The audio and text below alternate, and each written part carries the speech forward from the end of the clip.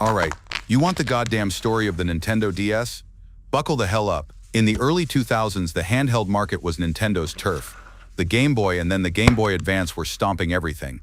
But Sony swaggered into the arena with the PSP, promising console-like graphics and multimedia bling. Nintendo could have shit its pants and chased raw horsepower, but Satoru Iwata and his team did something way more stubborn and weird. They gambled on novelty. They pitched a handheld with two screens. Yeah, two.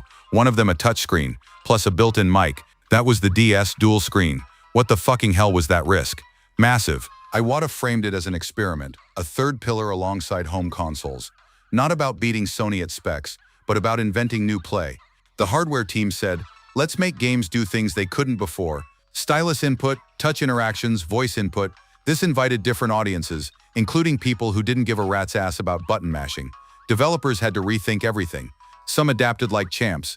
Brain Age used simple touch and stylus to create bite-sized cognitive minigames that sucked in older non-traditional gamers. Nintendogs turned the touchscreen and microphone into a surprisingly emotional pet simulator. You literally tapped and talked to your virtual dog. Established franchises retooled too.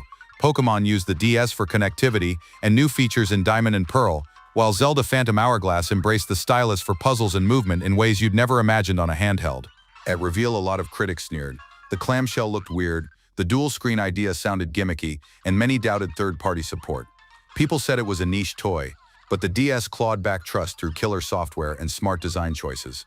It sold like a motherfucker, over 150 million units worldwide, and wiped the floor with its rivals. Its success recalibrated Nintendo's hardware philosophy.